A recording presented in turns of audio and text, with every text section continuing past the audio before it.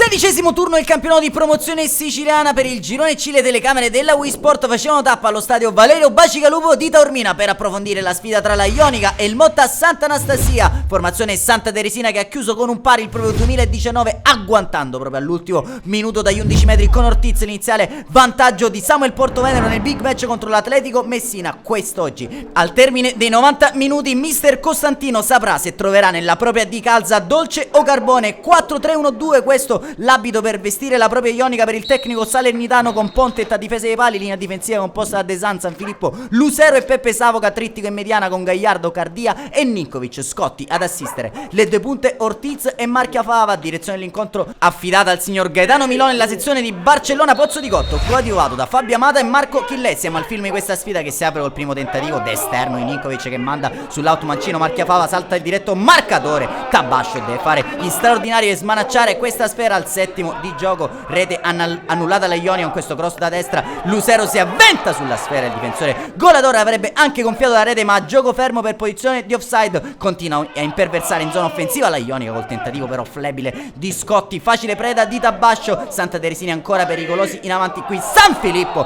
frana addosso a lui un difensore avversario, non c'è nulla per il fischietto barcellonese sul ribaltamento di fronte. Capilli, palla per Garozzo che sventaglia dall'altro lato per Platania, non ci pensa su due volte Platania, riesce a servire allora dall'altro lato la corrente Capilli che si avventa su questo pallone. De San si frappone fra lui e la linea di porta prima di alleggerire il salvataggio del numero 2 Santa Teresino sulla ripartenza mortifera della formazione del Motta Sant'Anastasia. Minuto 38, allora ci prova Cardia da distanza proibitiva a scaldare i guantoni di Tabascio nel gelo polare che ha colpito quest'oggi il Valerio Bacigalupo di Taormina. Termina la prima frazione di gioco col tentativo velenoso di Jan Ninkovic che si perde però a fondo campo. Duplice fischia il direttore di gara e squadre che guadagnano così gli spogliatoi tra le proteste sul risultato ad occhiali. Passiamo allora con le nostre immagini e col montaggio a cura di Francesco Morabito al film della ripresa che si apre al 59esimo con lo splendido colpo di tacco di Garozzo che riesce a liberare Montalto. Gran giocata da parte dell'attaccante di mister Iemma, continua ad offendere però la Ionica. Ortiz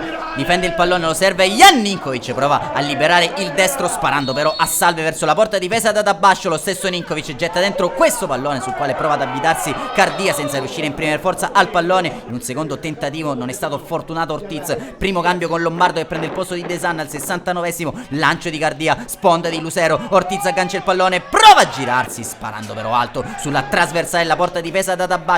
Proseguono i cambi con Sayin Beni che prende il posto di Marchia Fava, spazio anche a Mattias Puisi al 75esimo per Ciccio Cardia al 78esimo. È il tempo dell'arciere Alessio Savoca che va a rilevare Gagliardo, minuto 88, cross in mezzo di Giuseppe Savoca, colpisce Lucero in bocca però al numero 1 Tabascio. Al 90esimo spazio anche alla Forgia per Ortiz quando Ninkovic si esibisce in questa roulette in area di rigore, atterrato, non c'è nulla per il direttore di gara Gaetano Milone che lascia proseguire. Tra le veementi proteste locali verrà anche ammonito per simulazione il fantasista argentino, costretto ad andare anzitempo negli spogliatoi. Ne scaturirà un parapiglia anche a muso duro il tecnico Dario Costantino che vuole spiegazioni dal fischietto barcellonese, allontanato anche lui dal direttore di gara. In questo convulso finale la Ionica perde la testa, anche Lombardo espulso dopo il triplice fischio. Game over allo stadio Valerio Bacigalupo di Taormina. Santa Teresina e Motta Sant'Anastasia si dividono la posta nella prossima sfida, visita al Marco Salmeri di Milazzo nel big match della 17esima giornata.